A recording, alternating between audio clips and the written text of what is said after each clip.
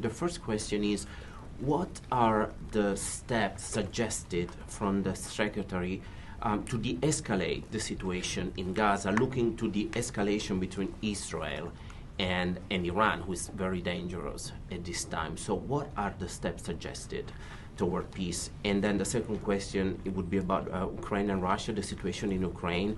From the European perspective, although there are a lot of aids coming in, it seems stalling.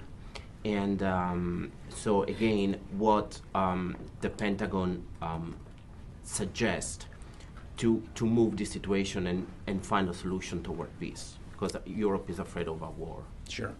Well, when it comes to the situation in Gaza and broader escalation throughout the Middle East, the Department of Defense continues to remain focused on four primary areas. Number one is the protection of U.S. citizens and service members throughout the region. Number two is working with Israel and others in the region for the release of hostages that are being held by Hamas.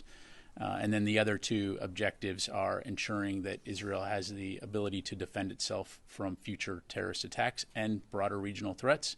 And then finally, preventing a broader regional escalation. And so that has included, not just on the Department of Defense side, but across the U.S. government, both diplomatic efforts, but then also by us having forces in the region that are able to support regional deterrence, as well as provide us options should we need to respond.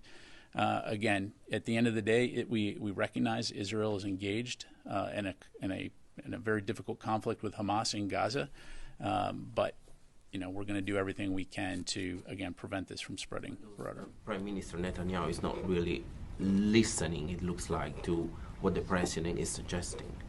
Yeah, I can't speak for the Prime Minister. And I'm sorry, your second question? If you briefly can say something about the situation in Ukraine, the stalling of the war. What is the Pentagon is suggesting to move it forward and maybe finding some sort of solution?